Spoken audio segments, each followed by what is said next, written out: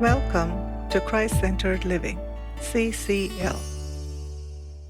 You might be standing in a room full of people and still feel like no one really sees you. Have you ever felt that deep, hollow ache of loneliness? The kind that makes you wonder if there is anyone who understands you without needing to explain, someone who sees the real you. Maybe you're hoping someone would come along who just gets you. Or maybe you've been hurt by promises that broke or relationships that slipped through your fingers. And now you wonder if lasting love was ever meant for you. If that's you, my friend, you're not alone. And today's story is especially for you.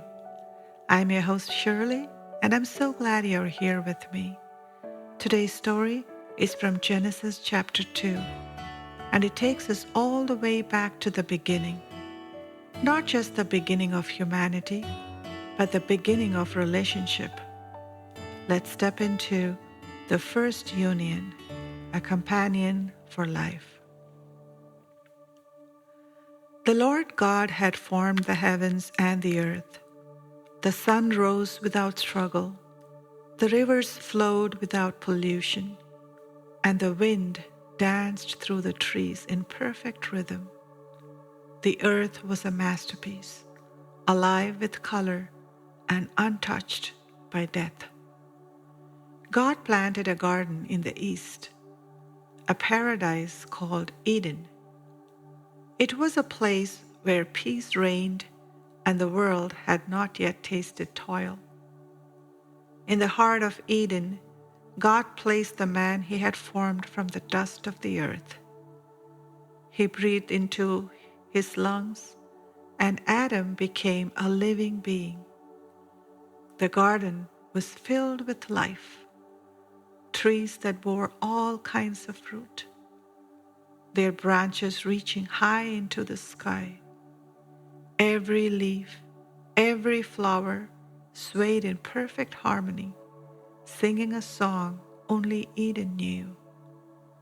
In the center of the garden stood two trees, the tree of life and the tree of the knowledge of good and evil. These trees stood like silent guardians, offering Adam choices that only his heart could comprehend. A river flowed from Eden, spreading life as it wound its way through the land. God gave Adam the task of tending the garden, walking among the trees, and experiencing the beauty of creation. But God also gave Adam a command. You are free to eat from any tree except the tree of the knowledge of good and evil. If you eat from it, death will enter your world. Despite the perfection of Eden, God saw that it was not good for man to be alone. Adam needed a companion. So God caused Adam to fall into a deep sleep. From his side, he took a rib and fashioned it into a woman, bone of his bones, flesh of his flesh. When Adam awoke and saw her, he knew she was meant for him. He said, "This is now bone of my bones, flesh of my flesh. She shall be called woman, for she was taken out of man." Thus the first union was formed, man and woman, created to walk together in the beauty of God's creation, bound by love. For this reason it is written, "A man shall leave his father and mother and be united to his wife, and they shall become one flesh."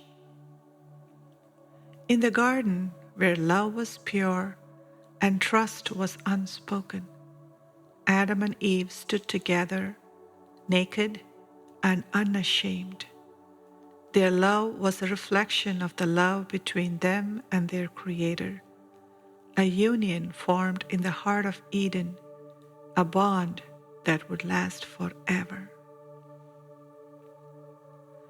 Dear friend, maybe you're listening today wondering, where do you fit in that story? Maybe you're in a season of singleness, watching others pair off while your prayers seem unanswered. Or maybe you're in a marriage that feels dry, distant, where the joy of that first union seems like a faint memory. Wherever you are, I want you to hear this truth clearly. God sees you. God designed us for a relationship from the very beginning. We were never meant to walk alone. Just like He saw Adam's loneliness, He sees your need, your longing, and your heart. He knows what you were created for, and He hasn't forgotten you. If you're waiting for your companion, take heart. God is not late. His timing is always intentional, always personal. Trust in His process and know that when He writes your story, it's always worth the wait. Keep praying. He will bring the right person into your life, someone who will complement, support, and share in the purpose God has for the both of you. If you are married, know this: your union is sacred. It may not feel perfect, and it was never meant to be. But just as God formed the first union with His own hands, He is still shaping yours. He is present in the struggles and faithful through the seasons. Cherish your partner. Choose love daily. Fight for the one flesh you were created to become. And if you're feeling lonely, whether single or surrounded by people, remember, the same God who made Eve from Adam's side also sent His Son from heaven's side to be with you. Jesus walks with you now. You are not alone. Take heart. God bless you. Thank you for joining me today, my friend. I pray this story from the garden reminded you of the beauty and the intentionality behind your design. Until next episode, this is Shirley.